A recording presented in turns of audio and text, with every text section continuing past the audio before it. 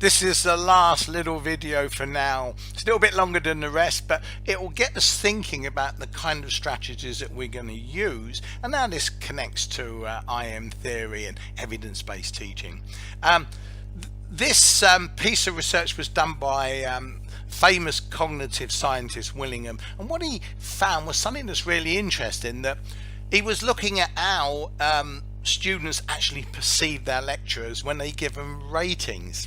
He uses the term professor. We're all professors, aren't we, really? And what he found, that despite there being some 30 items in the survey, it was really just 2 items that seemed to be pretty much the old perception process. In other words, that students basically are judging their professors, lecturers, as are they nice people, and is the class well organized? And that's an interesting thing. So let's develop that and see where it goes, because it's really relevant to what we're doing. Okay.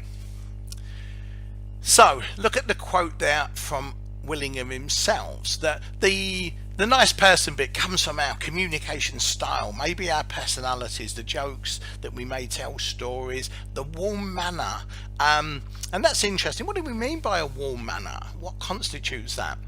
And we're going to see in a minute very specifically what that means. Now, the second property, well, organising the lesson, well, sounds like some good pedagogy there, doesn't it? Things that we looked at in terms of core principles, having clear goals, advanced organisers, activating feedback, chunking things up. So there's a big question. So really think about this one. What are the specific behaviours, things that we do that lead students towards perceiving us as nice people and organised teaching professionals? That's the biggie, because I think that's at the very essence of what we're doing in this research. Well, the psychological climate, the nice person stuff, well, it's not rocket science, and it basically boils down to how the teacher, how we behave on an everyday basis with the student group. Do we go in? Do we acknowledge them? Do we smile at them? Do we make eye contact? Do we sort of ask them how they're feeling? Things like that. Very basic things that people that get rapport with other people do. In other words, it's the application of good rapport principles. And Atty and Yates look at the things that they've found from extensive research. Basically, moving around the room, relaxed body, frequent use of smiles, and I've emphasized that point. It is a massive rapport building technique when done well. Direct eye contact, not staring, and using a variety of friendly vocal tones. And these vocal tones are really important and interesting. There's a nice bit of research here. It started with Apple in '79, and what was done was that the content of speech was the same, but the tone and vocal qualities were different. Have a look at the summarized findings by Mlodinow. Speakers with high-pitched voices, well, were judged to be less truthful, strange, less empathic. And what about slow talking people being judged as less truthful? Interesting. So when 2 speakers said the same thing but spoke a little bit faster, like I'm doing now, and a bit louder with few pauses, greater variation in volume, speaker will be judged to be more energetic, knowledgeable and intelligent. Well, when people say oh, teachers are perceived as enthusiastic get better results with students, well, of course they do. And enthusiastic people are people that have expressive speech with modulation in pitch and volume, with a minimum of notable, just joking, right, noticeable pauses, boost credibility, enhances the impression of intelligence. So some interesting stuff here. And one of the areas that's had a lot of research done is the concept of an autonomy supporting style, the way the teacher talks to students as compared to a controlling style, like you will sit down and shut up and do it. Right. Now, I'm not saying that being controlling isn't an important aspect of teaching, but it's the style, the manner, the climate in which it's done. There's a definition, very summarized one, from John Marshall Reeve. John Marshall is actually going to be working closely with us. He's really interested in this piece of research, and he's a global leader in the field. So we've got some good collaboration here. Some of the key strategies of this autonomy supporting style, and obviously it connects to the self-determination theory we outlined earlier here, that we want students to have a sense of control, autonomy in their learning. Invariably, we're here to provide the necessary good structure. So some of the key aspects of this, I'll spin through them quickly. You can digest them in your own time. You can download the slides, etc. One thing is that, look, we all know that a lot of stuff that we have to learn, and we've all been learners at school, a lot of the stuff is boring. In fact, Daniel Willingham's book was called Why Students Don't Like School, and he said a lot of what we do in school is not terribly interesting, let's not, con the students. Don't say, oh, everything we do, oh, you should be so passionate about it. Well, I've taught enough master's degree students to know that adults are not always passionate about learning the stuff, but we do it because we've learned how to manage ourselves to be good at metacognition, and we've got the learning to learn skills, and we can manage ourselves better, and that's why we're able to do those kind of things. So let's be honest with students and say sometimes, look, you guys, you give me the impression you're a little bit tired, a little bit bored. Is that how you feel? Okay, totally understand that. What can we do to make it less boring? Can we even make it a little bit fun, a little bit more interesting?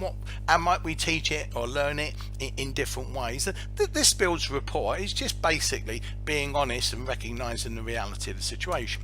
And again, connected to this very often is what is referred to explanatory rationales, and that's to say, look guys, I know this is tiring, a bit boring, and you don't like keep practicing it and improving it and rewriting it and changing, but that's how we get good at something. It's through the perseverance and having to do things. It's like when I used to box. I never really liked swimming across the cold lake, and I hated skipping, but at the end of the day I wanted to avoid getting hurt when I went in the ring. So at the end of the day, you've got to show the value proposition and why some of the things that we have to do are worth the effort in the long run.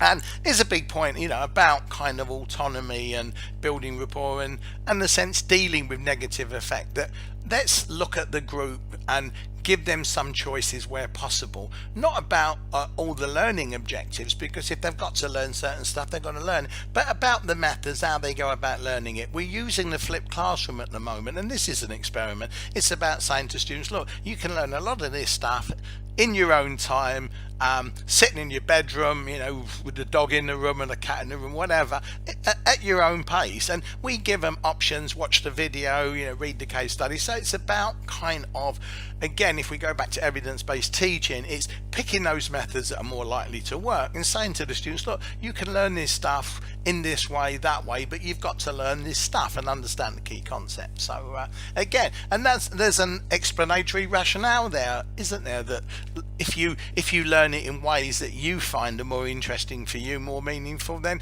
you learn better and it's a little bit more interesting.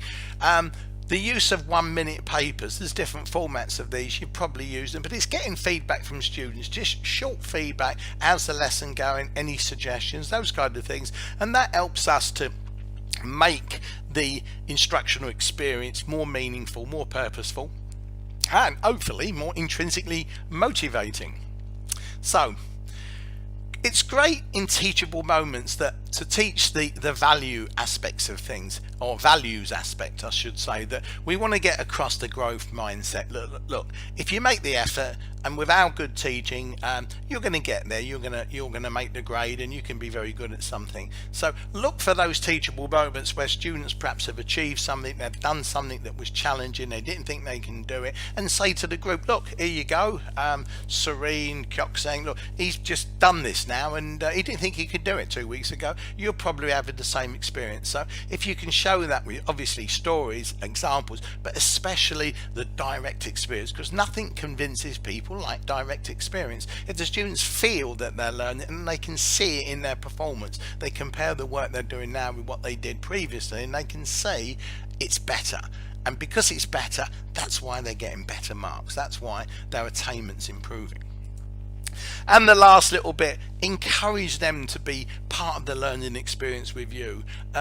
Ask them and persist with this, to ask questions about their learning, because this will support their own motivation, but that's how they develop learning to learn skills, through direct experience of understanding that they've got to work hard at getting information in their heads, and if that information is not there, they've got to ask, well, how do they get it there? And we talk about self-regulation. It's a difficult thing to develop in young people. What we can do is to lay down the seeds for them to develop that behaviour. We often refer to this term as agentic behaviour, where people themselves will take responsibility for their learning. When I used to teach on the MEd programs, people would tell me, look, Dennis, can you do this? We need this. They were agentic. They just didn't just sit there and listen. And if we can get our students to behave responsibly in an agentic manner, that will help us to help them learn better. And all in all, that's what we're trying to do.